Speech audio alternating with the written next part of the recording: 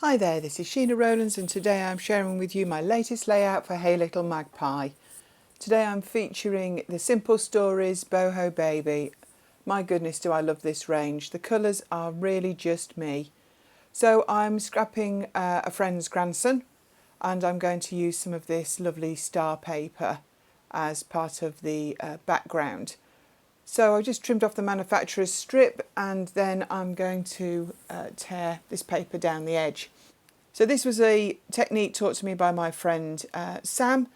It's really good if you want to tear paper in a very specific way or in a specific shape, and as you can see it just tears on the wet line, so it doesn't go off piste and tear big chunks, and it's really good when you haven't got much paper to use.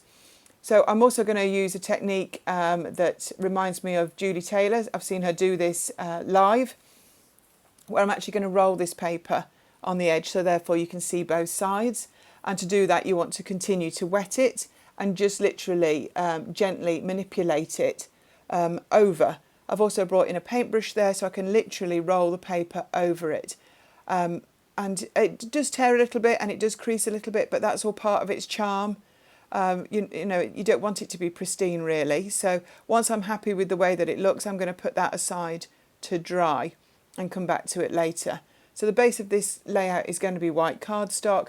So I'm bringing in the rest of the range that I've got. I've made a layout already if you've seen it on YouTube. And I'm thinking of doing a horizontal embellishment line to go across this paper. So I'm going to go through and I'm going to see what bits and pieces I want to use. Now, because the little lad is asleep, I'm going to make sure that I've got moons and stars and like a bit of a nighttime-y feel, but obviously just to emphasise the fact that he's actually asleep in the photograph. I really like the muted colours. They do go well with this photograph, but I just think they don't outshine the photograph, if that makes sense. I think they really suit pictures of small children. Particularly like that cloud. I'm definitely going to come back to that, I think. But I always have to have a look in the tray, see if there's anything else that I might like to use. I do need to bear in mind that obviously I'm going to have pattern paper in the background, so I know it looks a little stark by my standards at the moment, but it will be getting busier. So I'm just having a look just to make sure I've not missed anything, because that's always one of my things. I'm looking for something also to map behind the photo, but I'll come back to that. So the star paper is now dry, so I'm going to take it to my guillotine and I've cut it shorter. And that will be stuck to the cardstock shortly. So I'm just going to now see how the embellishments look with that paper in place, just in case I need to actually tweak them a little bit more, because it does actually affect the way they look. So I want them to run straight onto it, but not over it, and onto the other side. So just repositioning things a little, just to see how they are going to actually work. I keep putting things to one side because I actually end up reducing what I put on it, but I do feel like it's lacking something on the right of the photo. Do you always find that? One bit works really well and then there's another bit and you can see it doesn't look right, but actually trying to figure out what to do to make it look right, sometimes it's quite a tough one. So I'm just looking now, I need to put some paper behind the photograph, I think, and I'm looking for something to go on the right hand side as well. So I will have another look through the range and see what I've got that I could use for that.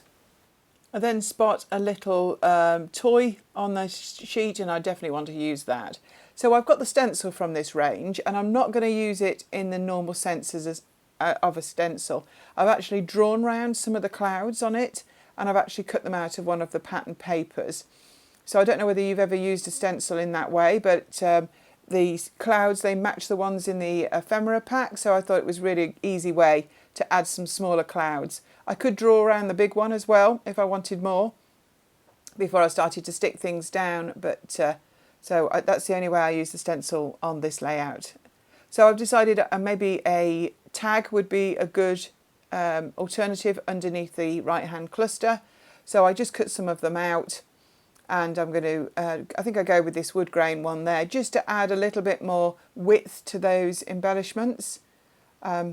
and I quite like the way that looks, and I do figure that maybe another tag isn't needed, but definitely looking a little better for me now. So as I said before, this layout has been inspired by Julie Taylor. I'm going to add some mixed media, which is very her, to the background. So I brought in another piece of white cardstock. I've got essentially the layout in one piece on the left, you can see, top left, just to remind me what it looks like and where things are going to go. So I've drawn a line with pencil where the piece of pattern paper is going to be, and I'm stamping to the right of that. And then I'm going to bring in a stencil, and I'm also going to add some Distress Oxide as well through this stencil. Now it is a very pale blue, but actually, and you probably can't see it very well, but hopefully you will be able to in the close-ups at the end of the video. So I'm going to do that in patches all over the right hand side to just add a little bit more texture. So I'm going to actually stitch this paper down. So I've taken it away to my sewing machine, and using a dark yellow I've stitched that paper just down that centre seam.